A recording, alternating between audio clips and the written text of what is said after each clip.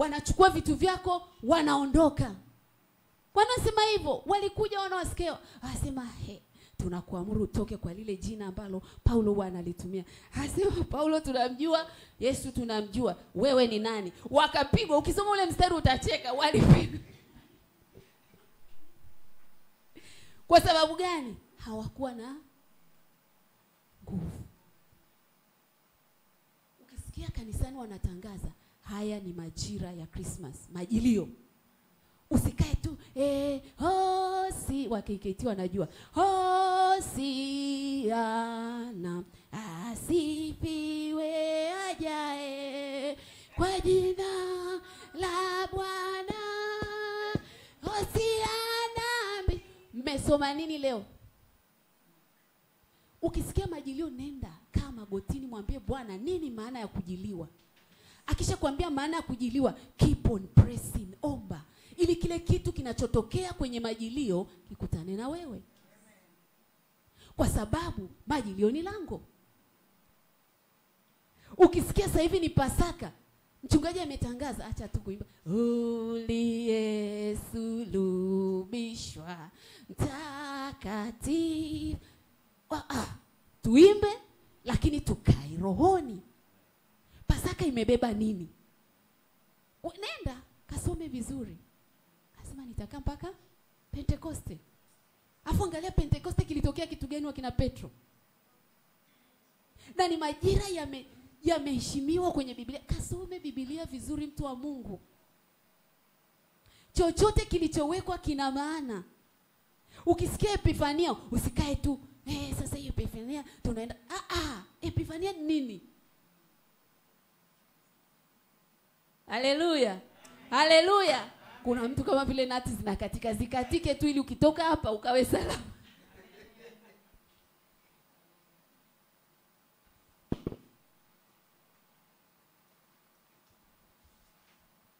Ukisoma, nimetoa mfano wa Joshua 5:10. Hiyo kasome mwenyewe. Pasaka ya kwanza walifanya Gilgal, lakini ilikuwa ni muda ule ule. Lakini Matendo ya Mitume 12:1-2.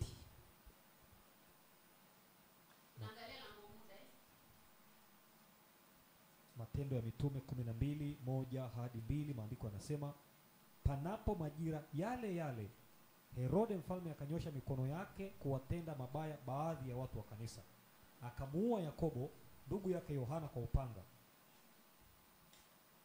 Matendo, kuna mtu anauliza Yoshua. Yoshua ni Yoshua 5:10, lakini Matendo ni Matendo 12:1. Na nimesema moja mpaka ngapi?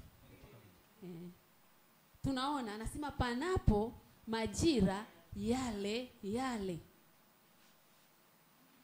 Na mtu akisoma hivi anafikiri ni majira ni ilikuwa mwezi wa 3 afu mwezi wa 4. Kuna kipindi kilipita, lakini ni kipindi ambacho kilikuwa kinafanana na. Sasa tunapodili na watu pingao, huwa tunatakiwa tuwe na nikiongea uchunguzi. Uwe ni mtu wa kuchunguza. Bahati mbaya watu wengi sio wadadisi, sio wachunguzi. Wewe dada Asia unataka kufanya biashara ya kimataifa. Who take time ya kukaa. Maana ndio mlango uliofunguliwa unajua. Who take time ya kukaa chini na kuchunguza. Kwenye familia zetu biashara huwa zinafika wapi? Huwa zinakufa zikifika level gani? Halo. Bwana Yesu asifiwe. Nataka kampuni yangu iwe international company. Umeandika strategic plan. Sikia, Yesu alisema hauokolewi kwa nguvu ulivyonazo. Ni Daudi alisema mfalme haokolewi kwa nguvu wala farasi alionao. Unaokolewa kwa maarifa. Unaokolewa kwa kujua principles. Tunaokolewa kwa kanuni. Kwa hiyo panapo majira yale yale. Kuna familia kule kwetu kijijini wamekufa. Mpaka watoto. Lakini wanakufa panapo majira. Sasa hivi nataka nifanye business yangu hapa, kumbe panapo majira ya mwezi wa 4 you are supposed to be buried. Usiniambie leo unaongea vitu vigumu. Ndio hivyo ili tuvuke. Lazima tuwe wadadisi. Mwambie Mungu, okay, I have this vision. Lakini mbona? Anza kuchunguza, yani anza kuchunguza. Usikute kuna majira vikifikaga vinafanya nini? Vinakufa. Kwa hiyo ukijua majira kama lango, utajua namna ya kufanya nini? Ya kuondoa vile vipingamizi. Wakati naanza Mungu alinifundisha somo la malango, misingi na mipaka. Alafu ni somo ambalo sipatagi kibali cha kulifundisha. Sijui kwa nini. Lakini ndio kipindi ambacho miungu ilikuwa inanifuatilia balaa. Yaani nikimaliza maombi usiku saa 11 nikisema ngoja nijiegeshe kidogo. Kibabu ambacho sijawahi kukiona. Wahi kupinga kimeingia. Kuja ni mwenyekiti wetu uko wa Wamcharo. Alafu ni babangu mkubwa bahati mbaya. Sasa kagonga geti ngongongo. Yao kuja kufanya nini huko? Halo. Jamani, watu pingao ni wengi. Na wewe saa nyingine sasa baba mkwangu ni mbaya. Amevikwa miungu. Kwenye malango yote unapotaka kuingia kwingine kuna vitu vya kukupinga. Na saa nyingine vitakuja na sura ya mtu. Kwa hiyo ni lazima ujue.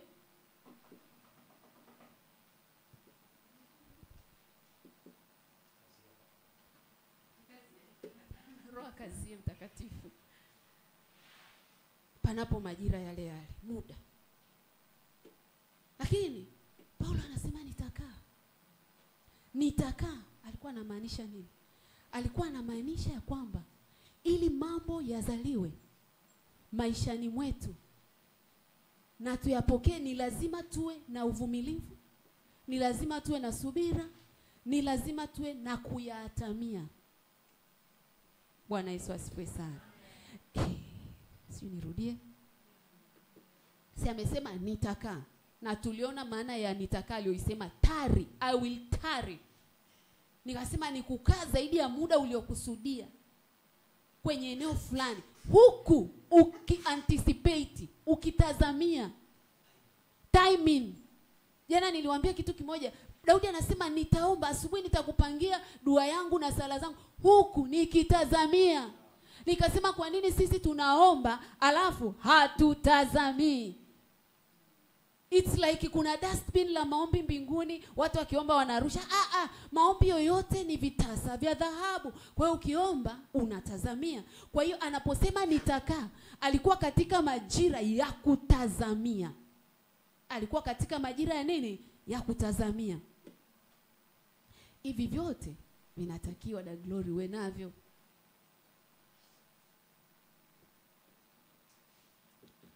Matendo 19 1-20. Na hapo ninaomba kama una Biblia yako usome. Kuna kitu kikubwa sana hata mimi nilipokuwa nasoma pale nilijifunza. Matendo 19 1-20 nasoma kwa jina la Yesu. Ikawa Apolo alipokuwa Korinto, Paulo akiisha kupita kati ya nchi za juu, akafika Efeso. Akakutana na wanafunzi kadha wa kadha huko. Akawauliza, "Je, mlipokea Roho Mtakatifu mlipoamini?" Wakamjibu, "La, hata kusikia kwamba kuna Roho Mtakatifu hatukusikia." Akawauliza, "Basi mlibatizwa kwa ubatizo gani?" Wakasema, "Kwa ubatizo wa Yohana." Paulo akasema, "Yohana alibatiza kwa ubatizo wa toba, akiwaambia watu wamwamini yeye atakayekuja nyuma yake, yaani Yesu." Waliposikia haya, wakabatizwa kwa jina la Bwana Yesu. Na Paulo alipokwisha kuweka mikono yake juu yao, Roho Mtakatifu akaja juu yao, wakaanza kunena kwa lugha na kutabiri. Na jumla yao walipata wanaume 12. Akaingia ndani ya sinagogi, akanena kwa ushujaa kwa muda wa miezi 3, akihojiana na watu na kuwavuta katika mambo ya ufalme wa Mungu. Lakini wengine walikaidi, wakakataa kuamini, wakiitukana ile njia mbele ya mkutano. Basi akaondoka, akawaacha, akawatenga wanafunzi, akahojiana na watu kila siku katika darasa ya mtu mmoja, jina lake Tirano. Mambo haya yakaendelea kwa muda wa miaka 2. Hata wote waliokaa Asia wakalisikia neno la Bwana, Wayahudi kwa Wayunani. Mungu akafanya kwa mikono ya Paulo miujiza ya kupita kawaida. Hata wagonjwa wakaletewa leso na nguo zilizotoka mwilini mwake, magonjwa yao yakawaondokea, pepo wachafu wakawatoka. Baadhi ya Wayahudi wenye kutangatanga, nao ni wapunga pepo, wakajaribu kutaja jina la Bwana Yesu juu yao waliopagawa na pepo wachafu, wakisema, na waapisha kwa jina la Yesu yule anayehubiriwa na Paulo. Walikuwako wana 7 wa mtu mmoja, Skewa Myahudi, kuhani mkuu, waliofanya hivyo. Yule pepo mchafu akawajibu akawaambia, Yesu namjua na Paulo namfahamu, lakini ninyi ni nani? Na yule mtu aliyepagawa na pepo mchafu akawarukia wawili, akawaweza, akawashinda, hata wakatoka mbio katika nyumba ile hali wa uchi na kujeruhiwa. Habari hii ikajulikana na Wayahudi wote na Wayunani waliokaa Efeso. Hofu ikawaingia wote, na jina la Bwana Yesu likatukuzwa. Na wengi wa wale walioamini wakaja wakaungama, wakidhihirisha matendo yao. Na watu wengi katika wale waliotumia mambo ya uganga wakakusanya vitabu vyao, wakavichoma moto mbele ya watu wote, wakafanya hesabu ya thamani yake, wakaona ya kwamba yapata fedha 50,000. Hivyo ndivyo neno la Bwana lilivyozidi na kushinda kwa nguvu. Amen. Asante sana. Wapendwa, tunaona hapo namna ambavyo Paulo alianza huduma yake Efeso. Hello. Anasema nitakaa. Watu wa kwanza waliowabatizwa walikuwa 10 lakini ukiangalia ile stadium ambayo alifanywa vurugu ilikuwa na watu 20,000 plus. Hello. Kitu gani hapa tunajifunza? Katika Efeso, Paulo hakuanza huduma yake na kundi la watu wengi. Alianza huduma na kundi la watu wachache. Lakini katika ulimwengu wa roho, Mungu alishakuwa amemuonesha stadium. Hello. Kwenye ulimwengu wa mwili aliona mtu mmoja. Biblia inasema akaanza kufanya huduma ya nyumba kwa nyumba. Bwana Yesu asifiwe sana. Akaanza huduma ya nyumba kwa nyumba. Afu anasema nitakaa. Kwa hiyo alipokuwa anakaa, alikuwa amekaa kimkakati. Bwana Yesu asifiwe. Alikaa kimkakati. Hakukaa bora liende. Bwana Yesu asifiwe mtumishi. Amen. Unaendeleaje? Na bangaiza tu. Ukiwa unabangaiza, kuna mtu amekaa kimkakati. Halo. Ukiwa unabangaiza, kuna mtu amekaa kimkakati. Na wakati amekaa kimkakati, unamwona kama yuko kawaida. Ni kama Paulo ambavyo alisema nitakaa. Na alipokaa, akaanza huduma nyumba kwa nyumba. Akaanza kubatiza. Akapata wafuasi wa kwanza 12, akasema nitaendelea kukaa. Nyewe mlibatizwaje? Tulibatizwa ubatizo wa Yohana. Kuna ubatizo mwingine ambao tayari Yesu alishauachilia. Mnatakiwa mbatizwe kwa roho. Akaendelea kwa staili hile. Sasa kitu gani wapendwa tunatakiwa tuone hapo? Ukishajua na kuona rohoni mlango uliofunguliwa mbele yako, utakaa. Halo. Utakaa. Sasa msiye mkanikoti vibaya. Kuna mtu anasema mtumishi alisema tu tukae. Nimekaa. Unakaa kimkakati. Unakaa kimkakati. Ya kwamba hili jambo Mungu amenionyesha. Natakiwa niendeje? Paulo alipoonyeshwa mlango mkubwa wa kufaa, na naamini alirudi kwa Bwana. Bwana akamwambia sasa Paulo, ili ile stadium ije ijae, anza kupita door to door evangelism. Akaanza kupita nyumba kwa nyumba. Ghafla wakawa wanakutana kwa watu, kwa mtu. Wanaenda, ndio kukaa kwenyewe. Kila kitu kinaenda kwa mkakati. Bahati mbaya tuna injili ya kubomoa na kuharibu, lakini hatuna injili za mikakati. Kama hili jambo tunatakiwa tuliombee wiki 3 mfululizo, mchana, asubuhi na jioni. Omba strategically. Kama hili jambo ni la miezi 6, tuombe miezi 6 mpaka tuone matokeo. Na kama yasipotokea, labda mfalme wa Uajemi ameazuia hapo, tutaendelea kuomba. Nitakaa Efeso. Hata Mungu, unajua, nilisoma Biblia nikamshangaa Mungu sana. Hata Mungu alikuwa na kipindi cha kukaa.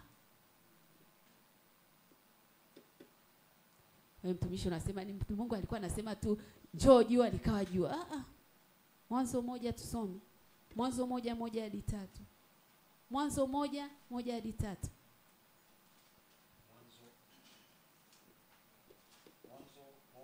1:3 maandiko yanasema, hapo mwanzo Mungu aliziumba mbingu na nchi, nayo nchi ilikuwa ukiwa tena utupu, na giza lilikuwa juu ya uso wa vilindi vya maji. Roho ya Mungu ikatulia juu ya uso wa maji. Mungu akasema, iwe nuru, ikawa nuru. Naomba uchukue ile Biblia yangu ile mtumishi. Unisomee hiyo kitu kwenye Amplified. Nisaidie. Tunaona hapo Biblia inasema Mungu alipoziumba mbingu na nchi, anasema nchi ilikuwa ukiwa, utupu, na maji yalikuwa yameizingira. Naomba usome Amplified Bible. Usisome New King James, soma Amplified. Nasoma Amplified, Genesis chapter 1 verse 1 to 3. In the beginning God prepared, formed, sauti mtumishi.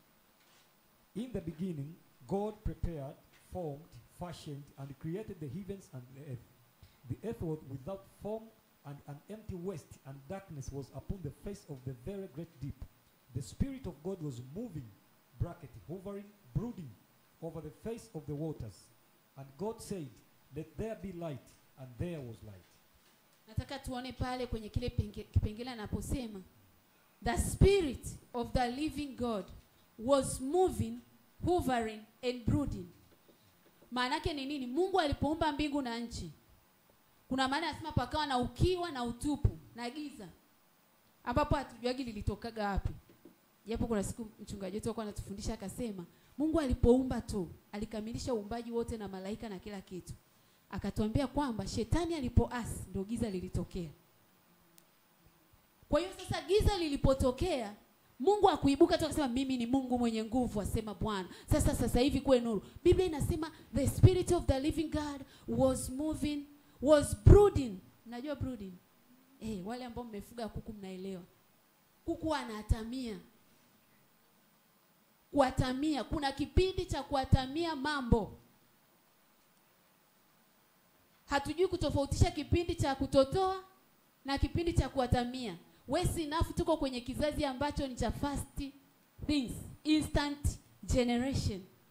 Kuna mayai yakiwekwa tu kwenye mashine yamechotolewa. Ukienda pale nakwambia chipsi dakika 5 fast food. Ukienda kuna maziwa, kuna coffee, kuna kila kitu. Ngoja niongee kitu nisogee huko kabisa ili unione vizuri, ni kuanzia kichwani hadi miguuni. Ni hivi, though the world is moving, tumetoka kwenye vitu vya principles vya kwenda moja kwa moja kama kuku anavyotakiwa atamie siku 21. Vitu vile ambavyo Mungu aliweka kanuni 1, 2, 3. Dunia imebadilisha kulingana na teknolojia, lakini kanuni za Mungu hazijabadilika. Kanuni za Mungu hazijabadilika. Mungu akisema ni siku 21 ni siku 21. Mungu akisema hiki kitu kitakuwa baada ya muda fulani ni baada ya muda fulani. Kwa Mungu fast, instant. Anasema mnatoka utukufu, hamna utukufu pa. Haleluya. Hamna lifti. Lifti ipo ya Roho Mtakatifu, lakini inaenda kwa kanuni. Wewe Lydia unasema nini? Ibrahim, toka nenda nchi nitakayo kupa. Na alipoenda hakufika tu pale akawa baba wa mataifa. Kuna kipindi kilipita akaeka kanuni ambazo ndio kanuni tunazitumia leo. Ungejua wapi kanuni za kujenga madhabahu kama sio Mungu alimpitisha Ibrahim hatua kwa hatua kwamba utakuwa ujenge madhabahu? Tungejua wapi kwamba kuna kipindi unatakiwa usubiri vitu. Mungu amekwambia utakuwa baba wa mataifa, lakini unaambiwa wewe ni tasa, huna watoto. Lakini Isaya anasema imba wewe uliye tasa. Anasema imba maana wewe utaenea kuliko hata yule ambaye ameolewa na ana watoto. Tungejua wapi hizo kanuni kama Mungu asingepitisha watu? Saa nyingine unakata tamaa. Saa nyingine unasema Mungu nitakwendaje kwenye hiki kitu? Lakini nataka nikwambie, the moment Mungu anapokupa wito ndani yako, anataka useme ndani yako ya kwamba Bwana nitie nguvu. Haijalishi kuna kitu gani kimekuja, haijalishi wanipingao ni wengi kiasi gani, lakini mimi nitakaa kwa sababu nimeona mwisho tokea mwanzo. I'm trusting God who is Alpha and Omega, ambaye yeye ni mwanzo na mwisho. Lile alilosema lazima litatimia tu. Nitakaa. Tuna watu wasiokaa.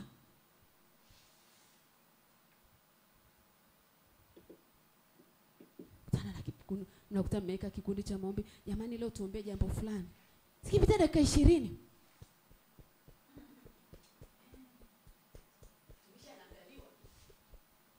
Zimepita.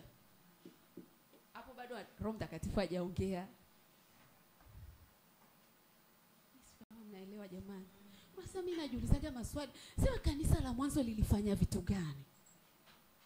Kiasi kwamba tunaona miujiza ya ajabu na ya kutisha. Sisi tumekosa kitu gani? Pamoja na teknolojia. Tumekosa nini? Kukaa. Hatukai. Wapendwa, usipokaa, kitu ambacho ulitakiwa utumie nguvu ya 20%, utatumia nguvu ya 2000. Kwa sababu hukukaa.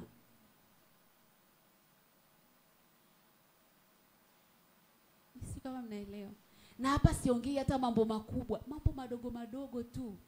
Hata kulea wale watoto wako tu. Hata kupika chai iwe tamu. Hata kuvaa nguo yako mage. Si unaamka tu asubuhi kwa sababu kabati pale imejaa nguo, basi leo nitavaa nguo fulani. Roho Mtakatifu, leo natakiwa nivae nguo gani? Wewe ukiwa unawaza uvae nguo gani? Kuna mtu Mungu amemsemesha kule. Leo utakutana na mama aliyevaa gauni la rangi ya njano lina mistari ya pundamilia. Huyo mama amebeba ujumbe wako. Wewe umeamka tu kaka ukachukua ile dera lako jeusi ukaondoka. Huyo unaenda. Sikia. Kila kitu we need listen.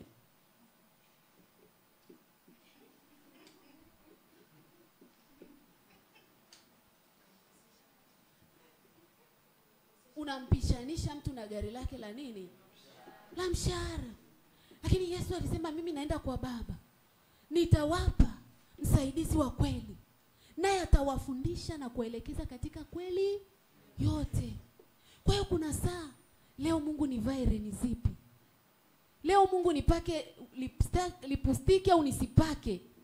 Unapaka alafu unaenda mahali ambako watu wakuangalia, wewe dada umetoka wapi? Muhuni mkubwa wewe. Mungu alishajua kundi la watu utakalokutana nao leo. Hawahitaji mtu mwenye lipstick. Nitakaa. Unataka hata kupika chakula. We are talking about simple things. Kwa sababu Yesu alisema usipokuwa mwaminifu kwa mambo madogo, huwezi kuwa mwaminifu kwa mambo makubwa. Kwa hiyo hata kama siwezi kuminvolve Roho Mtakatifu kwenye kupika supu yangu, nataka nimshirikishe kwenye project, kwenye huduma. Roho Mtakatifu yupi huyo? Halo. Nguvu zenu zitakuwa katika kutulia na kutumaini, lakini hamkukubali. Mungu anataka tutulie, tutumaini. Haijalishi unaona giza kiasi gani mama. Haijalishi unaona vita kiasi gani. Haujalishi mishale imekuwa mingi kiasi gani. Lakini nataka nikwambie kwenye kutulia, kwenye kukaa. Kwenye kukaa. Kuna namna Mungu anaachilia mafuta. Kuna namna Mungu anaachilia nguvu kwenye kukaa. Anakuambia hili nalo litapita. Ni usiku tu, asubuhi inakuja. Zaburi ya 30 inasema uenda usiku ukawa mrefu, asubuhi yako inakuja. Oh, you need to sit down. Tari.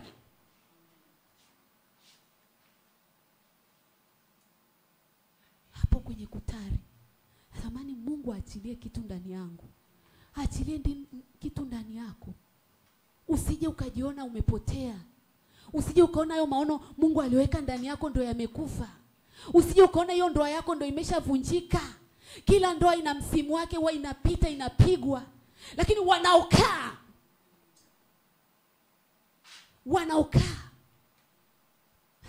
mwaka 89 mimi kwetu ni mtoto wa kwanza. Tumezaliwa watoto 8. Mwaka 89 mamangu akiwa mjamzito mdogo wangu wa 5. Nilikuwa naona wanagombana na baba, sijawahi kuona.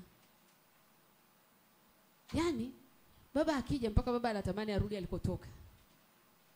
Yaani anaweza akija ni kijiko tu kimefanya sisi watagombana siku moja mpaka mama nikasema Mungu wangu nini? Sasa ukiwa mkubwa yani unaumia, yani unakuwa unapitia emotions nyingi. Wadogo zangu wanakuja wao hawajawahi kuona baba na mama wamepishana. Yaani hawajawahi kuona, lakini mimi kwa sababu ndio nilikuwa mkubwa nilikuwa naona. Kwa hiyo wakati wa ndugu zangu wanakuwa wana akili, wamekuta ndoa ya baba na mama imeshakuwa stable. Mimi babangu na mamangu ukiwakuta sasa hivi utafikiri walizaliwa na baba mmoja mama mmoja.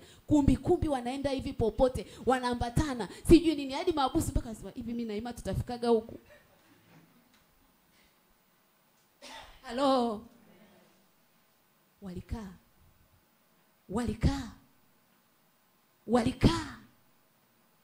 Kuna kipindi cha kukaa. Anasema yakija mabaya tafakari. Na yakija mema pia furahi, lakini tafakari. Sio yakija mema unafurahia unashangilia. Nitatoa sadaka ya shukrani. Ukitoka hapo unakuta pale mlango. Zile wasimleo wiki iliyopita kwenye maombi. Toa sadaka siku moja ya shukrani, namshukuru Mungu, nakwambia Mungu umenipa mume, nakwambia Mungu asante. Asante Mungu. Kati ya watu waliolewa ni mimi. Mume anatengeneza, anajali familia. Ukisema hivi ashatupa kupa kitu unachokitaka. Baada ya wiki 2 ya kutoa ile sadaka ya shukrani, bombwa. Mamangu mmoja alikuwa ananiambia, "Hivi mbona siku hizi umekuwa kichaa?" Maana kwanza nywele nilikata. Mimi wanaonifahamu muda mwingi wana nywele. Except mwaka jana nilipopata ile bomu kubwa la kimataifa. Muda mwingi nilikuwa nina nywele. Kwanza nywele nilikata. Msiba umepita. Kata nywele. Alafu nywele zilipoanza kuota sasa zikawa kubwa kama za mtumishi Joshua. Hizi zime bado fupi, zikarefuka kidogo. Sasa you can imagine msichana ambaye ana nywele ndefu kidogo. Alafu hazifanywi chochote. Kuna saa zinakuwa matuta sio matuta. Mama mmoja akaniita akaniambia, "Kwani una shida gani mwanangu?" Nikamwambia, "Mama niache, niko kawaida." "Hauko kawaida." Akasema angejua bomu nililokutana nalo. Ninalia. Usiku silali. Iba akija anasema, "Mungu wangu, hivi amerudi tena." Na kipindi hicho bahati mbaya ndo nimeacha kazi. Nimejiliwa na Bwana, natafuta uso wa Bwana. Biashara zinanipiga. Ndoa inapiga. Sielewi pa kwenda. Bwana Yesu asifiwe sana. Kuna ukweli tunaofundisha sasa hivi tukiwa tunacheka, lakini tulifundishwa kwa machozi na kulia. Mtu akija akiniambia siwezi kumsamehe mume wangu, anamwangalia mara 2. Kipi usichoweza kusamehe? Amenichiti. Kipindi hicho Mungu mimi alinifundisha kitu cha ajabu sana. Ananiambia, "Lydia, hebu kasome kitabu cha Mhubiri." Suleiman katika fahari yake yote na wake zake 700 na masuria 300. Afu anasema haya yote ni ubatili. Afu anasema hakuna jipya chini ya nini? Mungu akaniambia, "Lydia, hakuna jipya chini ya jua." Kama hakuna jipya chini ya jua, unahitaji kujua ni namna gani ya kutembea ili uweze kuwa mshindi katika hayo mambo ambayo sio mapya chini ya jua. Tufani inayokupiga wewe sio mpya chini ya jua. Ilikuwapo, itaendelea kuwapo. Mungu anatafuta mtu atakayeshinda ili atakayerithisha kizazi kinachokuja. Na kuambia, binti, kaka, sikia, endelea kukaa kwa sababu hakuna kitu kilicho kipya chini ya jua. Sulemani alizini, Daudi alizini akaua na mtu. Wewe kwa nini unataka kukimbia? You have to tarry. Tarry.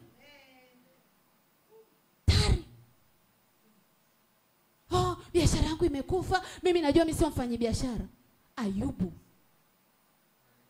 alifilisika. Watoto wakafa, ng'ombe wakaondoka, nyumba zikaondoka, kila kitu kikaondoka. Kuna mtu kitu kilikufa mwaka juzi, hajataka kuinuka tena, anasema mimi ile hasara niliyopata sijui pa kuanzia. No. Tarika chini kwenye magoti. Mwambie Bwana, asante umenipa mtaji wa uzima. Umenipa nguvu, bado sijalazwa kwenye mashine ya ICU. I will tarry here. Nitakusikiliza. So long nina afya, nina uzima. Hii ni capital ya kwanza. Mungu, ninafanyaje? Nitakaa. Unaenda wapi? Where are you going? Wanakusubiri wangapi nyuma yako? Leo nikiwaambia shuhuda za ndoa, watu wanasema, lakini I was crying. Bwana Yesu asifiwe sana. Bwana Yesu asifiwe. Paulo anasema, ninajua kuwa na njaa, ninajua kushiba, ninajua kuwa nacho, ninajua kutokuwa nacho. Anasema katika yote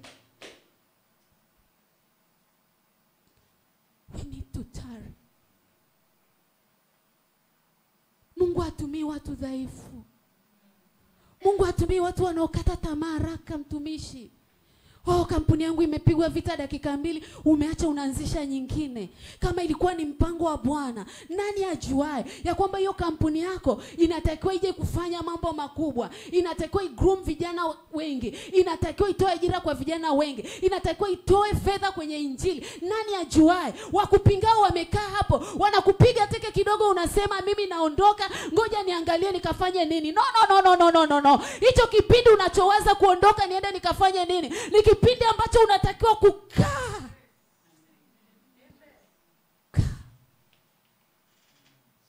Kaa mama, kaa baba, kaa dada. Watoto wangu wananisumbua, mimi mtu mzima napata pressure. No. Unajuaje maombi yako ndio yameendelea kuwafanya watembee? Unajuaje maombi yako ni mbegu unayoipanda? Niliwahi kuwapa mfano, nikamwambia mama mmoja alikuwa ni mtoto wake anakunywa. Wale wanaosoma vitabu God Generous. Allen alikuwa mlevi wa kupindukia. Lakini mama yake alikuwa anaomba usiku na mchana. Kenneth Copeland mnaimfuatilia kila mara, baba wa imani, anafundisha faith kwa namna ya ajabu. Alikuwa mlevi wa kutupa. Mama yake anaenda kwenye kikundi cha maombi, kila siku anaomba, amebandika picha za watoto wa watu kwenye chumba chake kila mahali, amebandika. Mimi nikimwambia da Glory niombe mtoto wangu, niletee picha yako, anaibandika pale ili asisahau. Anaomba, lakini mwanae yuko baa, anakunywa. Lakini siku ambayo Mungu aliamua kujibu maombi ya yule mama aliyekaa, Kenneth alienda kwenye kanisa ambalo walikuwa wanahubiria, yuko baa pembeni. Sijui ilifikaje injili kule. Alienda akapiga magoti pale mbele, akasema nimesurrender, nimekuja kuokoka. Ndio Kenneth Copeland tunayemwangalia sasa hivi. Ndio Kenneth aliwa groom kina Oyedepo. Ndio Kenneth ambaye amelea kina Chrissy. Usiseme mimi umri wangu umeenda. Maombi yako ni mbegu. Niliwaambia katika ulimwengu wa roho tunapanda vitu. Tunavipanda vitu. Kuna tumbo linalopokea vitu kama tumbo la mwanamke. Kwa hiyo unapopanda kuna vitu vinatokea. Haleluya. Kwa hiyo usikweti tari.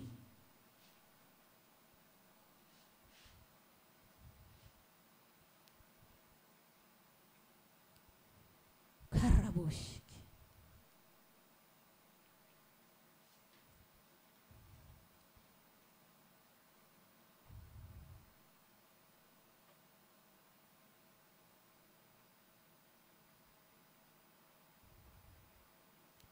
Tunaona Paulo anaanza from the scratch, lakini anaamua kukaa. Lakini Ibrahim, Biblia inatuambia alipoiona hiyo ahadi hakusita kwa kutokuamini. Warumi 4 mstari wa 17 hadi 20. Warumi 4:17 hadi 20. Warumi mlango wa 4 17 hadi 20. Maandiko yanasema, Warumi 4:17, maandiko yanasema, kama ilivyoandikwa, nimekuweka kuwa baba wa mataifa mengi mbele zake yeye aliyemwamini, yaani Mungu, mwenye kuwahuisha wafu, ayatajaye yale yasiyokuwako kana kwamba yamekuwako.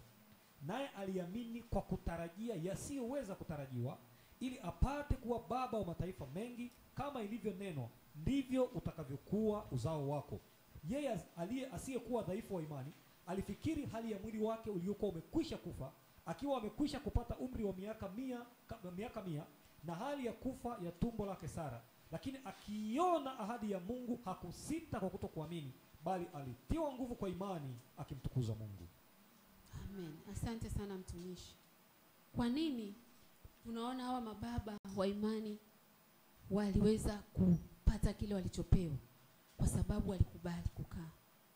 Na walipokuwa wanakaa walikuwa wanaongozwa na nguvu ya imani. Anasema huyu Ibrahim ya kwamba Mungu alimwambia nimekuweka kuwa baba wa mataifa mbele zake yeye aliyemwamini, yani Mungu, mwenye kuwahuisha. Nataka uone kuwahuisha wafu. Haleluya. Mwenye kuyahuisha mambo yaliyokufa. Yako mambo yamekufa kwangu, yamekufa kwako. Lakini Mungu anataka nirudi nimsikilize. Anataka nirudi nikae. Habakuki anasema nitasimama katika zamu, nione atakalo ataniambia Bwana. Ya kwamba mwanzo Habakuki alilalamika, lakini akagundua hata akilalamika havimsaidii. Hivi ngoja tuulizane wapendwa, toka umeanza kulalamikia situation unaopitia, umewahi kuvuka? Alafu ngoja tuseme kitu tu kibibilia, sio kilibia, kibibilia. Hakuna kitu Mungu anakichukia kama watu wanaonungunika. Watu wanaonungunika Mungu anawachukia, hujawahi kuona. Tumishi umetoa wapi hilo? Kasome kitabu cha Hesabu 13:14. Biblia inasema walipoleta taarifa mbaya wakawakosesha wana wa Israeli, Mungu akawaambia, sikia, na ishara zote nilizofanya toka mmetoka Misri, nimepiga wazaliwa wa kwanza, nimepasua bahari, mmefika, mmewapiga kina Sioni sio kina nani, hivi mpaka sasa hivi mmeshindwa kuniamini. Akasema kwa sababu mmeshindwa kuniamini, adhabu ya kwanza hamtaiona Kanaani. Zile siku 40 ambazo walipeleleza nchi ya ahadi zitakuwa miaka 40. Maana yake ni nini? Mwaka mmoja ulihesabiwa siku moja. Kuna mtu aelewi. Kwa Mungu wetu miaka 1000 sawa na siku moja, na siku moja ni sawa. Kwa hiyo Mungu akikwambia wewe unapata adhabu ya siku 5, ujue ni miaka. Halo, akawaambia mtakaa hapa miaka 40 kwa kadiri ya zile siku 40 mlizokaa jangwani. Wapendwa, wako watu tumechelewa kwa muda mrefu sababu ya kunungunika. Sababu mume wangu ana hivi, mke wangu yuko hivi. Huyo ni mjumbe wa shetani tu, shetani anamtumia. Usipambane na mjumbe, pambana na shetani. Halo, Bwana Yesu asifiwe. Usipambane na wajumbe, pambana na shetani, wakuzuiao, wanatumika. Sasa umelalamika, unavolalamika adhabu inaongezeka. Unashangaa unasukuma ukuta kwa kutumia mikono, kitu ambacho hakitaka kitokee. Mungu anataka tunapokutana na mambo kama hayo yatazuiayo, tuwe na muda wa kumtafakari yeye. Lakini sio tu kutafakari, tunatakiwa tumwamini Bwana. Tuanze kuyaita yale mambo ambayo hayapo kana kwamba yamekuwako. Halo.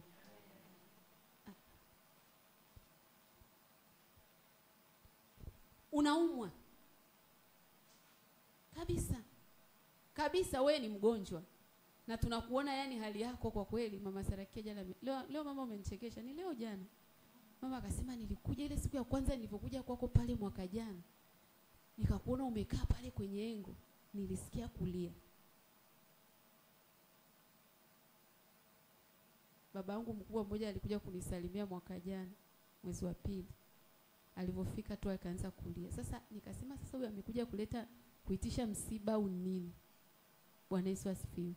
Ni kweli wanaokuona wanaona kama yani unakaribia kuzikwa. Ni kweli wanaokuona wanaona kama hauna tumaini tena. Lakini usiruhusu wale wanavyokuona ikawa kama wanavyokuona. Nataka niongee kwa sauti kubwa. Usiruhusu dunia inavyokuona ukawa kama dunia inavyokuona. Ruhusu mbingu zinavyokuona uwe kama mbingu zinavyokuona. Karaboseka. Mbingu zinaweza zikakuona uzima, lakini dunia ikaona mauti. Mbingu zinaweza zikakuona wewe ni mtu usiye na kikao, lakini Mungu anasema nimekufanyia nafasi kubwa ya kufaa sana. Mbingu zinaweza zikakuona ya kwamba panua mahali pa hema yako, lakini wewe sasa hiyo umezongwa. Ayubu anasema kwenye Ayubu 36:16, ungenitoa mahali palipo zongwa na kunipeleka mahali panapo na nafasi, mahali penye unono. Sasa hiyo Ayubu anasema hivyo, amezongwa. Dunia inaweza ikakuweka mahali pa kuzongwa. umezongwa. Usiruhusu moyo wako ukakaa mahali ulipozongwa na dunia. Ingawa unaonekana umezongwa, katika ulimwengu wa roho unasema nitaenea kaskazini, nitaenea kusini, nitaenea mashariki, nitaenea pande zote. Haiwi yes mpaka Yesu amesema yes. Haiwi no mpaka Bwana amesema no. Kama wingu alijainuka nitakaa, wingu likiinuka na mimi nitainuka. Unanionaje dada? Sia no. It is not your business to see me how you see you. Ninamwangalia Bwana aliyeniita. Ndivyo hivyo ninataka nimtie moyo mtu mmoja hapa. Haiwi yes mpaka Mungu amesema yes. Haiwi no mpaka Mungu amesema no. Wakupingao hawana nguvu kama nguvu za Mungu. Nguvu za Mungu wetu ni nguvu kubwa sana. Angalia yeye aliyekuita. Angalia aliyekuita. Angalia aliyekuita. There are many people who are waiting for your word. There are many people who are waiting for your prayers. Wako watu wengi wanasubiri kitu chako, lakini wewe umekaa unajiangalia mtaji wako umekufa. Umekaa unaangalia ndoa yako imevurugwa. Nataka nikwambie Biblia inasema kuna mwanamke anaitwa Hana, alikaa kwenye ndoa miaka michache, lakini alikaa kwenye ujane miaka 80 plus. Alikuwa anaomba kwa ajili ya ujio wa Yesu. Yamkini Mungu amekuweka kuomba kwa ajili ya kitu, lakini you are busy with your marriage. You are busy with your children. You are busy with your... Naomba tusimame. Rabu shaka. Natamani kwa dakika chache, hebu mtafakari Bwana. Ndio kwanza somo linaanza. Hebu mtafakari Bwana. Mimi sijui ni maeneo gani mimi na wewe tumeitwa. Bahati mbaya kumbe tu ni mdogo. Ungekuwa ni mkumbi, usiwashe mziki mtu. Usiwashe. Ungekuwa ni pakubwa, kila mtu angekaa kwenye ngo yake. Vitu gani unapitia? Paulo alichukua miaka 2 kukaa tu na kupita nyumba kwa nyumba. Wewe umechukua miaka mingapi kuatamia hicho ambacho unakifikiria? Amani ufumbe macho yako. Tafakari. Ukisha tafakari, mwambie Bwana kitu. Mwambie Bwana kitu. Mwambie Bwana kitu. Tafakari wito Mungu aliweka ndani yako. Tafakari watoto Mungu aliokupa, ndoa aliokupa, kile alichokupa umekifanyia kazi kwa namna gani? Ni vikwazo gani vimeinuka mbele yako? Alafu umechukua hatua gani? Yamkini kuna mahali ulikosea. Kama kuna mahali ulipokosea, sio saa ya kubomoa, ni saa ya kurudi magotini na kumwambia Bwana, nimerudi tena. Nimerudi. Na baada hizo dakika chache utatuongoza wimbo kaka ule, nimetoka mbali sasa narudi. Afu kila mmoja wetu tutapata dakika za kuomba, kumlingana Bwana. Si kuongozi sala ya toba, si kuongozi chochote. Kila mmoja wetu ana neno la kumwambia Bwana.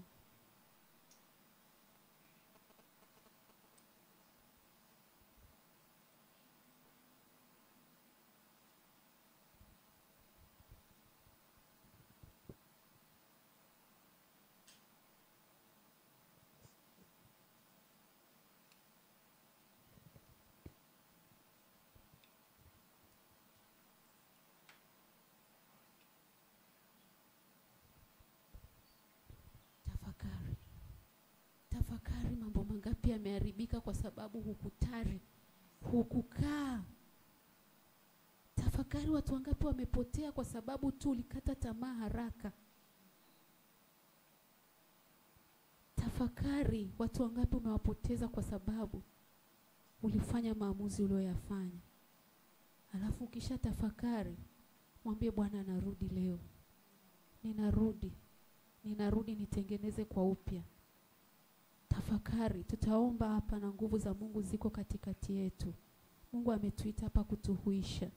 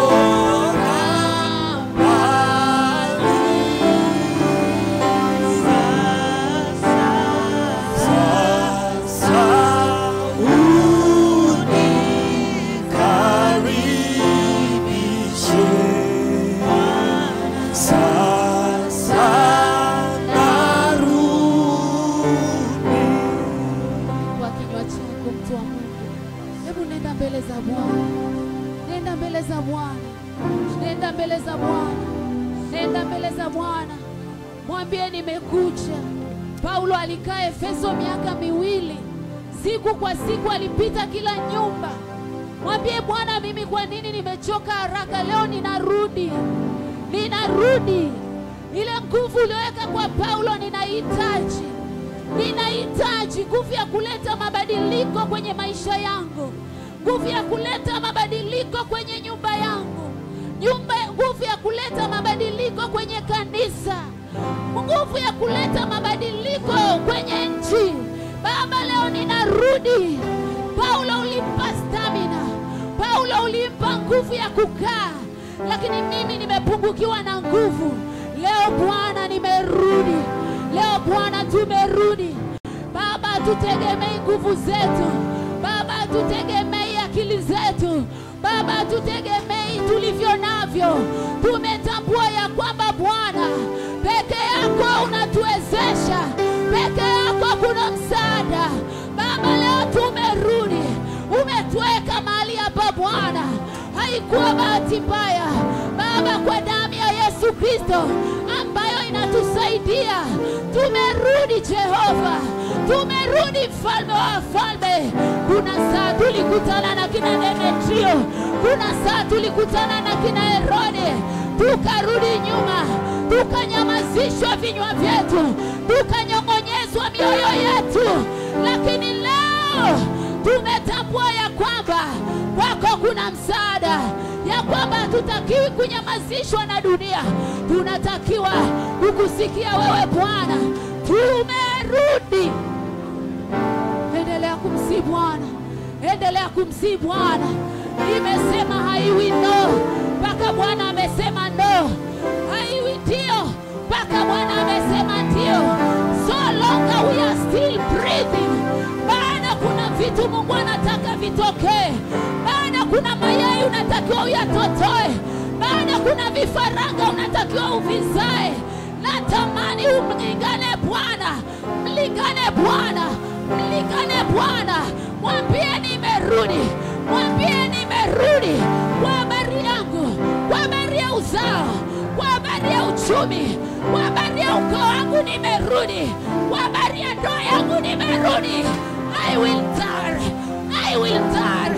I will turn. I will turn. I will turn. I will turn. Tunarudi magotini. Tunarudi magotini Bwana.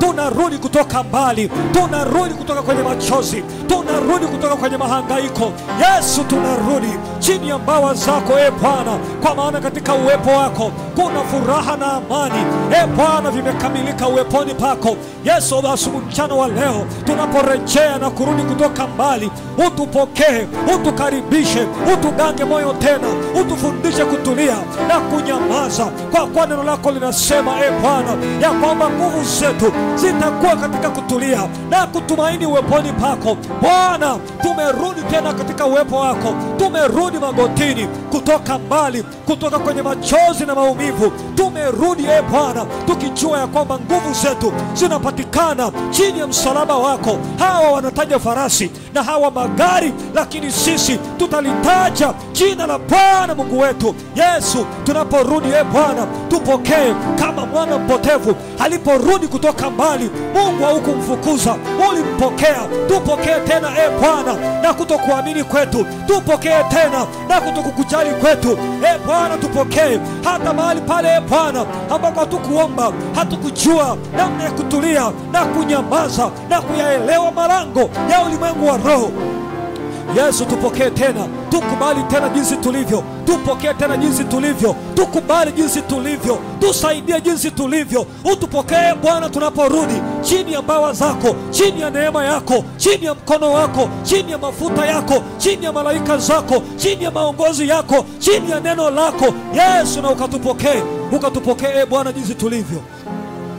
Kwa neema yako Bwana tusaidie tukadumu katika uwepo wako usiku na hata mchana Bwana Mungu. Neno hili na likawe kwetu kama nuru na kama taa, ikatumulikie katika giza katika nyakati za giza, katika nyakati za dhoruba. Yesu, ufunuo huu ukatusaidia kujua namna ya kutulia katika mbawa zako, namna ya kutulia magotini, namna ya kuatamia mambo, namna ya kuyatamia kwa maombi, namna ya kuyatamia Bwana, namna ya kudumu katika maombi siku na hata mchana, hata mambo yanapochelewa. Roho Mtakatifu tusaidie tujue umuhimu na namna ya kudumu magotini, namna ya kutulia, namna ya kunyamaza, namna ya kutarajia yasiyoweza kutarajiwa, kwa damu ya Yesu Kristo wa Nazareti aliye hai. Roho Mtakatifu, Roho mtoa uzima, Roho Mtakatifu, Roho mtoa uzima, tuko tayari kukusikiliza tena, tuko tayari kukutii tena, tuko tayari utuongoze tena, tuko tayari utufunike tena, tuko tayari tujaze nguvu yako tena, kwa jina la Yesu na kwa damu ya Yesu, kwa jina la Yesu na kwa damu ya Yesu. Asante Yesu kwa neema yako, unastahili sifa Bwana za mioyo yetu. Endelea kuomba, endelea kuomba, endelea kumsihi Bwana, endelea kumsihi Bwana, endelea kumsihi Bwana, endelea kumsihi Bwana. Mwambie ninaomba stamina, mwambie naomba stamina.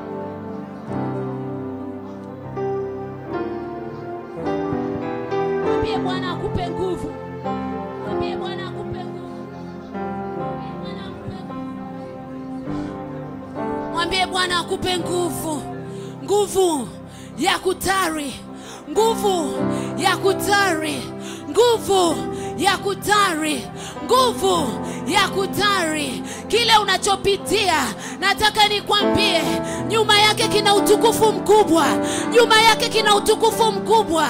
Ni vile tu hujakana kutari, ni vile tu hujakana kutafuta uso wa Bwana, ni vile tu hujamuuliza Bwana, ni kitu gani kimejificha namna ya wanipingao, ni kitu gani kimejificha namna ili pito, ni kitu gani kimejificha nje ya hiki ninachopitia. Mwambie Bwana, nipe nguvu, naomba nguvu. Renew my strength, renew my strength, renew my strength, renew my strength, renew my strength, in the mighty name of Jesus, in the mighty name of Jesus, in the mighty name of Jesus, in the mighty name of Jesus. Biblia inaniambia kwenye Isaya mlango ule wa 40 mstari wa 29, wamngojeao Bwana hawatazimia moyo. Anasema vijana watachoka, lakini wazee watakwenda mbio kama tai. Kwa sababu gani? Ndani yao wana nguvu. Mwambie Bwana, oh, nguvu ya kutari, nguvu ya kukaa, nguvu ya kukaa, nguvu ya kusubiri, nguvu ya kukaa. Oh, kwa jina la Yesu, kwa damu ya Yesu Kristo. Mandarabo shaka, oria mandarabo seka, rikandarabo bosheketa, rindi rimandoro bobosa, oria mandarabo seketa, rikatarababa seketa, yenderebo bosheketa, rikiki mandora bosa, orianda rabasika. Uko mpako hapa Bwana ameachilia wa kufufua vitu vilivyolala, wa kuamsha vitu vilivyokufa. Iko nguvu hapa inapita. Oh, rikapaseketaya, rindi rimandoro bobosa, oria maseketaya. Connect yourself, connect yourself. Riposa kataya, ramasheteta, rikiki mando, rindi rikandoro bobosa, oria mandarabasika, raposeketa, rikikikaya masakata. In the name of Jesus, we will tire, we shall tire. Rikapaya, raposeketaya. In the name of Jesus, sitakata tamaa, hatutakata tamaa, hatutakata tamaa, hatutakatia tamaa watoto wetu, hatutakatia tamaa huduma Mungu alizotupa, hatutakatia tamaa ndoa Mungu alizotupa, hatutakatia tamaa kazi Mungu alizotupa, hatutakatia tamaa biashara Mungu alizotupa. Siku kwa siku tutatembea kama Paulo, nyumba kwa nyumba tutatembea. We shall tare, rikikiki, yanda raposaka, oria maseteta, yanda rapaseka. Nataka nione ukiomba, natamani nione watu wanaungangana, wanaungangana, wanaungangana, wanaungangana. Yakobo anasema, sikuachi mpaka umenibariki. Rikikika ya baseketa, rikaraba seketa. Ndio Bwana, ndio Bwana. Kaka Joshua, ropo shaka riko robo shaka yanda rapo seka. Huu mlango ni wa kufaa sana. Huu mlango ni wa kufaa sana. Lakini watu pingao ni wengi. Lakini watu pingao ni wengi. Daudi akafika mahali akasema, nafsi yangu kwa nini kuinama? Nafsi yangu kwa nini kuinama? Umtumaini Bwana aliye afya ya uso wako. Baba, tunakuja mbele zako. Tunajua kuna saa yako mambo ya kutukatisha tamaa. Kuna saa mioyo yetu inapiga kelele. Kuna saa nafsi zetu zinapiga kelele. Lakini mlango ulio mkubwa ni ulio mbele ni wa kufaa sana. Ni mlango mkubwa, lakini mambo yanakatisha tamaa. Mmoja akasema, roho yangu jitie nguvu kwa Bwana. Roho yangu usonge mbele kwa nguvu. Baba, kuna saa ya kutamkia nafsi zetu zisonge mbele kwa nguvu. Tunakuja mbele zako. Milima itatukatisha tamaa. Mabonde yatatukatisha tamaa. Baba, tutavuka kwa ushindi. Tutavuka, tutakuona wewe. Baba, tusaidie. Baba, tutusaidie. Tunatamani tukuone wewe. Tunatamani tukuone wewe Bwana. Uliruhusu hizo ndoa kwenye maisha yetu. Uliruhusu hao watoto kwenye maisha yetu. Ulijua hao watoto hawatafanya tuchoke safari. Ulijua hizo kazi hazitatukatisha tamaa. Uliona wito ulioweka. Uliona kazi ulioweka. Ukatuamini. Ukaiachilia ipite. Baba, tutasonga mbele kwa jina la Yesu. Tutavuka kwa damu ya Yesu. Tutashinda na zaidi ya kushinda katika wewe Bwana unayetusaidia. Tutashinda na zaidi ya kushinda katika wewe Bwana unayetutia nguvu. Baba, tunakuita wewe Bwana. Angalia mama yule amechoka. Angalia mama yule anatamani kuondoka. Anatamani kujiua, lakini msalaba unanena mema. Damu yako inanena mema. Baba, acha hiyo damu ipite kwenye nafsi zetu. Acha hiyo damu ipite kwenye mioyo yetu. Acha hiyo damu itutie nguvu tena kwa upya. Baba, tunakuja mbele zako. Baba, tunakuja mbele zako. Tunatamani hiyo damu yako Bwana itutie tena nguvu. Tunatamani uguse mioyo yetu. Tunatamani uguse nafsi zetu katika jina la Yesu. Katika jina la Yesu. Wewe ni Mungu mwaminifu. Wewe ni Mungu mwaminifu. Acha nguvu zako zikatikise. Acha nguvu zako zikatikise hiyo milima, hayo mabonde kwa jina la Yesu. Kwa jina la Yesu. Moto wako Bwana unapita. Moto wako Bwana unapita. Unapita kwenye nafsi zetu. Unapita kwenye mioyo yetu kwa jina la Yesu. Kwa jina la Yesu. Nguvu zako za kuendelea mbele. Nguvu zako za kuendelea mbele. Acha magoti yetu yaimarishe tena. Acha magoti yetu yatiwe nguvu kwa upya katika jina la Yesu. Wewe ni Mungu mwaminifu. Wewe ni Mungu mwaminifu. Wewe ni Mungu mwaminifu. Wewe ni Mungu mwaminifu. Asante kwa uaminifu wako Bwana. Asante kwa neno lako Bwana. Unalituma neno lako kututoa katika maangamizi. Unalituma neno lako kutuvusha tena Bwana katika jina la Yesu.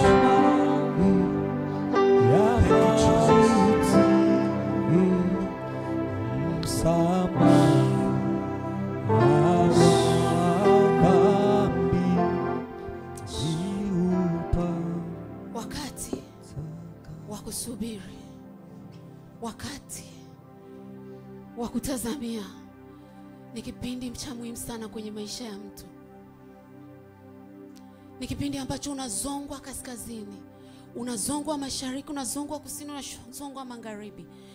Lakini ndicho kipindi Mungu anachotaka uendelee kutenda mema. Paulo alipigwa vita, lakini aliendelea na huduma. Ibrahim alimpota kuwa baba wa mataifa. Wakaenda Misri, wakarudi na Lutu wakiwa na mali nyingi. Zile mali ambazo ni baraka zikawa ni sehemu ya kugombana. Wakaachana. Walipoachana, Lutu akapigwa na wafalme kule akatekwa. Ibrahim angeza kusema, baba, huyu aliondoka kwa kiburi, akachagua Sodoma na Gomora ambayo ilikuwa ina majani mazuri na malisho mazuri. Acha apigwe apotelee mbali. Ibrahim bado anasubiria ahadi ya kuwa baba wa mataifa. Na akiwa anasubiria hiyo habari, anasikia adui yake ambaye ni mtoto wa kakake amepigwa. Biblia inaniambia alitoka, alienda kumsaidia. kipindi cha kusubiri. Kipindi hicho Biblia inaniambia Yusufu alionyeshwa atakuwa anainamiwa na ndugu zake, lakini ndugu zake walimuuza. Na akiwa ameuzwa yuko kule Misri kwa Potifa, anasingiziwa umebaka. Akaenda gerezani. Biblia inasema akiwa kule gerezani aliendelea kutenda mema. Wanakuja watu wanamwambia ndoto zao. Anawaambia hii ndoto maana yake ni hiki na hiki na hiki. Ukienda unikumbuke. Hawakumkumbuka. Kipindi cha kutari. Utatakiwa kuendelea kutenda wito wako. Utatakiwa kuendelea kutenda mema. Utaendelea kufanya mema. Biblia inasema tena msichoke kutenda mema. Wako watu wengi walisimama kwenye wito, walipokutana na wawapingao, wametoka wakasema kama ndio hivi sifanyi tena. Hata akija mtu akimwambia naomba unisaidie, anasema angejua situation yangu, nilishasaidia, wameniumiza, naondoka. Watu wa Mungu kwenye kipindi cha kutari, anasema msichoke kutenda mema. Mwaka juzi au miaka 5 iliyopita, 3 au 4, mimi nimelea watoto tofauti, na mmoja wa watoto nilemlea ni binti mkubwa wa kwetu ambaye ni wa mume wangu. Nilikaa naye for 15 years mpaka amemaliza chuo kikuu, sasa hivi anafanya kazi. Lakini alipomaliza chuo kuna mahali tulipita tukashindwa kuelewana. Pili tumeshindwa kuelewana, nikasema sasa hivi sitaki kusikia habari ya kusaidia watoto wa watu. Sijui nani anapita mahali kama hapo.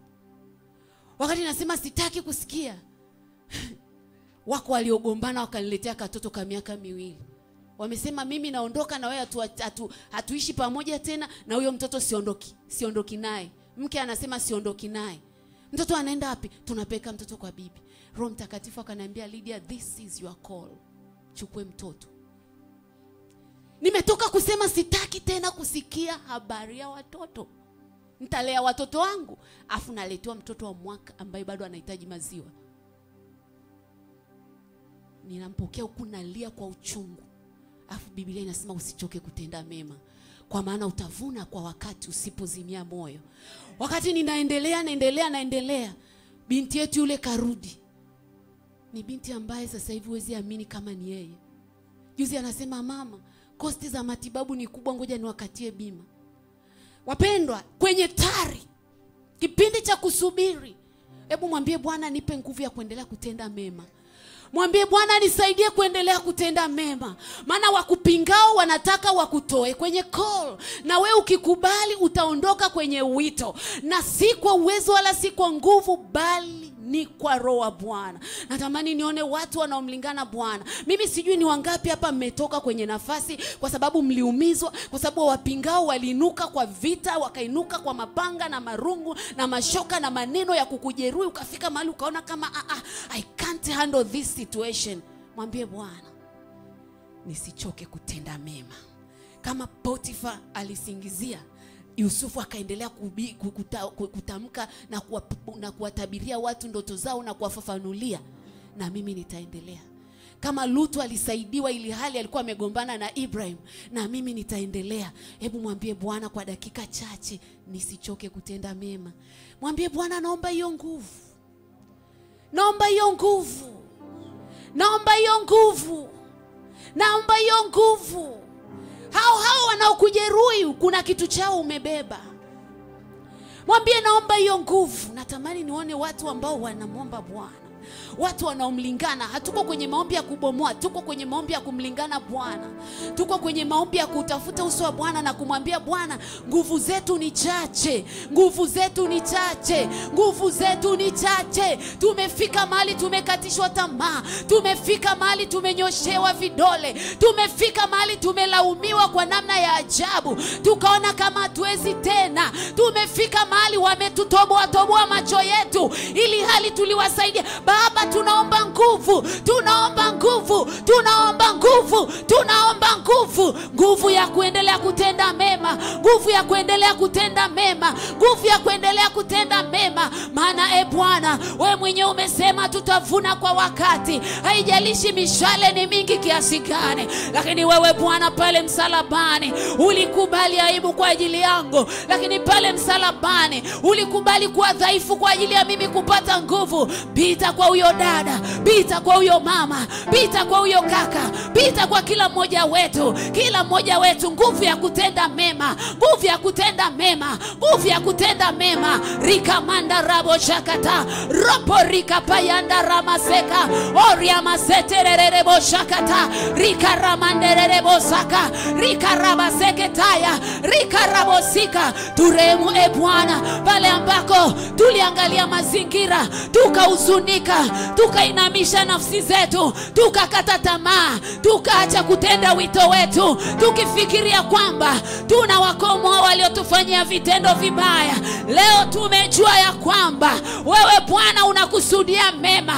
Tuko kwenye mchakato, tuko kwenye mchakato wa kutengenezwa kwa upya, wa kutengenezwa kwa upya, wa kutengenezwa kwa upya. Ripo saka yanda rapo, rikiki mandora basika. Hatutachoka kutenda mema. Zaidi ya kila mmoja wetu Bwana, zaidi ya kila mmoja wetu Bwana. Asiwepo atakayesimia njiani, asiwepo atakayekata tamaa. Ripo saka yanda rapakoria, rapa sheterianda. Omba mtu wa Mungu. Mlingane Bwana, mlingane Bwana. Kusonga mbele, nguvu ya kuendelea mbele kwa jina la Yesu. Acha magoti yetu akaimarishwe tena, acha nguvu zako zipite ndani yetu tena katika jina la Yesu. Ona baba yule aliyekata tamaa Bwana, ni saa ya kutoka tena, ni saa ya kuinuka tena. Baba, tunahitaji nguvu zako. Baba, tunahitaji msaada wako. Msaada wetu ni katika jina la Bwana. Msaada wetu ni katika damu yako pale msalabani. Acha Mungu damu yako ikaguse magoti yetu Bwana. Acha nguvu zako, nguvu za Roho Mtakatifu zikaguse tena maisha yetu. Acha tusonge mbele, acha tusonge mbele kwa jina la Yesu. Acha tukasimame katika shauri lako, acha tukasimame katika kusudi lako. Baba, ninaomba utusaidie. Baba, ninaomba utusaidie. Tunahitaji nguvu zako, tunahitaji uweza wa kimbingu, tunahitaji msaada wako Bwana katika jina la Yesu. Wewe ni baba yetu, wewe ni baba yetu Jehova. Yamkini wako wengi wanakuja nyuma yetu, tusiposimama katika nafasi zetu, ni nani atakaye wasaidia? Ni nani atakaye Mungu avusha? Baba, umeweka hiyo neema ya kuwavusha. Baba, umeweka upako wa kuwavusha Bwana. Ninaomba utusaidie, ninaomba utusaidie Bwana, ninaomba utusaidie Jehova katika jina la Yesu. Ninaomba tutie nguvu, tie nguvu mama yule Bwana aliyekata tamaa kwa ajili ya watoto wake Bwana. Baba, ni saa ya kuuishwa tena, ni saa ya kutiwa nguvu tena. Baba, ninaomba utusaidie. Baba, ninaomba ututie nguvu katika jina la Yesu, katika jina la Yesu. Nguvu zako zipite ndani yetu, nguvu zako zipite ndani yetu. Baba, asante kwa ajili ya uaminifu wako. Baba, asante kwa ajili ya nguvu zako zinazopita kwenye mioyo yetu. Asante kwa nguvu zako zinazopita kwenye maisha yetu. Baba, zile kazi zilizokufa, Baba, zile huduma zilizokufa, ni saa ya kwenda kuinuliwa tena, ni saa ya kwenda kuinuka tena katika jina la Yesu, katika jina la Yesu. Baba, zile ndoa zimefika mahali pagumu, zimefika mahali pagumu. Mungu, ni saa ya mama yule kutiwa nguvu tena. Baba, ninaomba tusaidie. Baba, ninaomba tusaidie watoto tuliokatia tamaa. Baba, ninaomba tusaidie. Baba, ninaomba tusaidie. Ni saa ya kutiwa nguvu tena, ni saa ya magoti yetu kuimarishwa. Nasi tunaitia hiyo damu yako, nasi tunaitia nguvu ya Roho Mtakatifu katika jina la Yesu. Tunaitia nguvu ya Roho Mtakatifu zikaimarishe magoti yetu, zikaimarishe magoti yetu. Ni saa ya kusimama kwenye shauri la Bwana, ni saa ya kukuangalia wewe. Umesema niangalieni mimi mkaokolewe. Baba, tunakutazama wewe. Baba, tunakutazama wewe Bwana, tunakutazama wewe Bwana katika jina la Yesu. Wewe ni Mungu mwaminifu. Asante Mungu kwa uaminifu wako Bwana. Mwaminifu siku zote.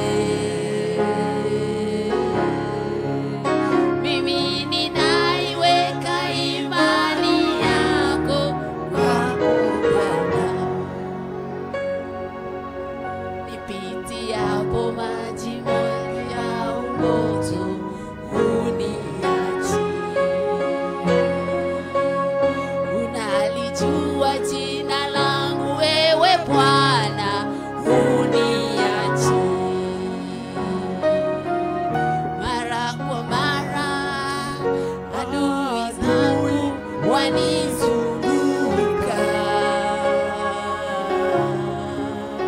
nitaiweka imani yangu kwako Bwana.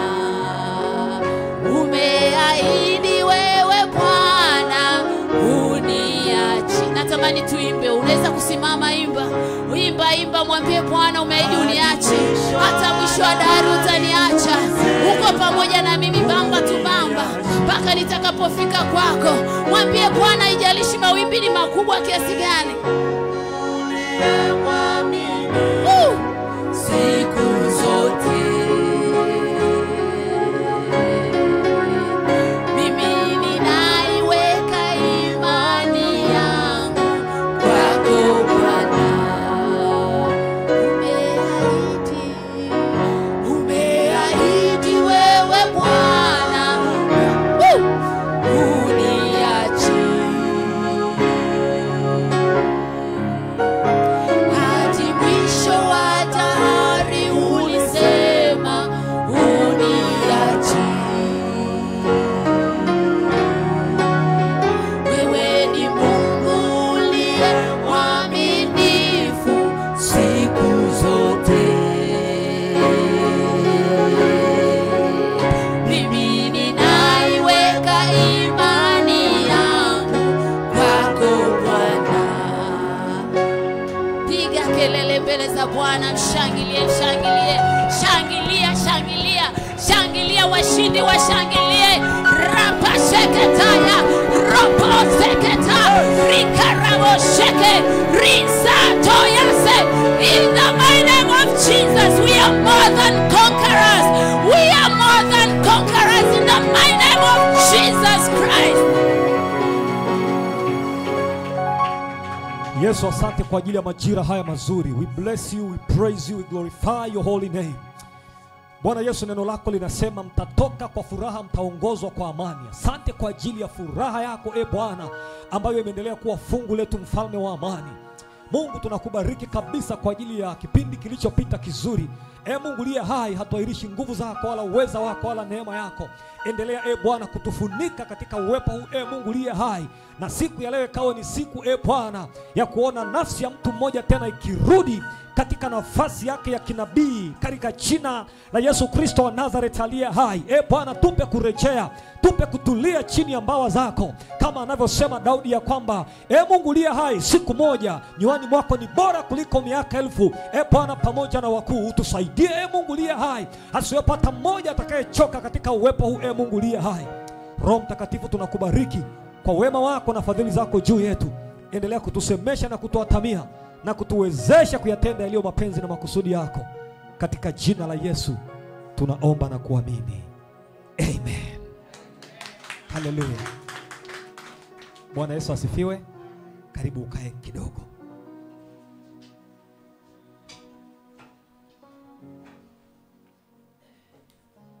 Yesu, Yesu namwamini,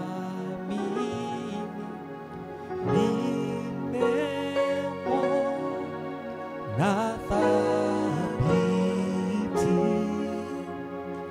Yesu, Yesu yu thamani, ahadi zake kweli. Ngoja nikwambie kitu, mtu wa Mungu. Unajua inawezekana hujaelewa kuna nini kinachoendelea katika ulimwengu wa roho. You just stay connected. Just stay connected. Mimi sio mwimbaji, lakini napenda kuimba. Kwa sababu kuna kitu Mungu alinifunulia. Nazungumza kidogo sana, sitaongea sana. Kuna kitu Mungu alinifunulia miaka kadhaa imepita, nadhani kama miaka 5 sasa. Nilikuwa nimeenda kwenye mkoa mmoja na nikaingia hotelini, nikajisikia kuboreka sana. Yaani I was just feeling bored. Lakini ile hali ya kuwa bored, nilihisi na signal fulani ya rohoni. Nilihisi na kitu. It was like ulimwengu wa roho ulikuwa unajaribu kucommunicate na roho yangu na nikawa sijaelewa. Kwa hiyo nikawa na feel bored. Nikafanya kitu kama utani. Nikamwambia Holy Spirit, nimewahi kusikia shuhuda. Nimesoma kitabu kinaitwa God's Generals. Kitabu cha watu ambao akina Smith Wigglesworth watu waliokuwa wanajifungia mahali wanaomba, moto wa Mungu unashuka, unaonekana kwa macho ya damu na nyama. Watu wanapiga simu fire, wakifika wanamkuta Smith Wigglesworth ameatamia anaomba. Gari ya fire imefika. Bwana Yesu asifiwe. Kwa nikaona yani kuna kama kiliniamsha, yani kuna kama kakiu fulani kalikuja na mimi nikatamani angalau na mimi nionje. Kama karibu na 20 kama sijakosea. Nilikuwa pale Musoma mjini, kwa wale ambao wanafahamu, pale Musoma mjini. Kwa nikaingia chumbani, nikafunga milango, nikamwambia Holy Spirit, kwa saa 2 usiku hivi. Nikamwambia Holy Spirit, nimewahi kusikia hizi habari. Kwani haiwezekani na mimi nikapata. Mimi nilikuwa nafanya niko peke yangu Nikaanza kuimba tenzi. Nikaimba wimbo wa kwanza, nikaimba wimbo wa pili, nikaimba wimbo wa tatu. Nguvu za Mungu zikanishukia nikiwa pale kwenye kile chumba. Wapendwa watu wa Mungu, kwa saa 2 usiku. I'll never forget that day. Roho Mtakatifu akanishukia. Nikaendelea kuomba, ikafika saa 3, ikafika saa 4, ikafika saa 5, ikafika saa 6, ikafika saa 7 usiku. Yani kuna wingu, yani natamani nasema my God, my Lord. Ilikuwa wapi hiki kitu sijawahi kuipata siku zote. Kumbuka niko peke yangu. Naimba tu tenzi, hizi nyimbo za tenzi. Ghafla Roho Mtakatifu akaanza kuniambia, yani ni kama vile Yesu alikuwa ananiambia, I want to introduce myself to you. Nataka nijitambulishe kwako. Can I tell you something?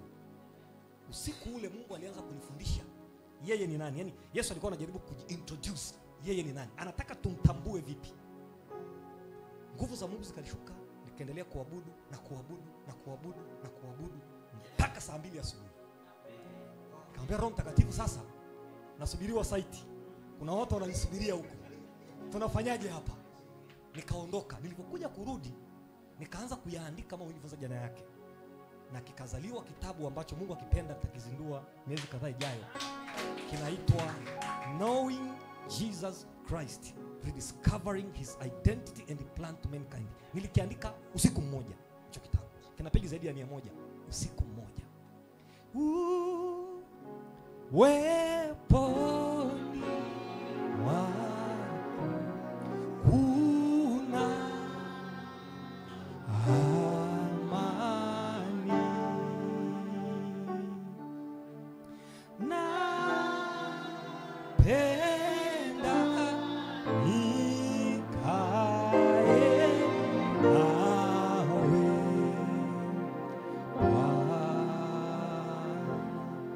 Nikipindisha health break. Tumeshasema tunataka tukae uweponi. Kwa tuondoke dakika 15 za break, alafu tarudi kwa sababu ratiba yetu ndivyo tuko nyuma ya ratiba kidogo. Kwa hiyo kwa sababu tumeweka ratiba yetu na tunaamini Roho Mtakatifu alituongoza, tunatoa dakika 15 za break yetu ya kiafya, health break. Dakika 15 turudi tukae uweponi. Tumeimba jamani kama tunataka tukae, si ndio? Hebu tupate ratiba hiyo kwa muda mfupi, alafu tukirudi tutaendelea.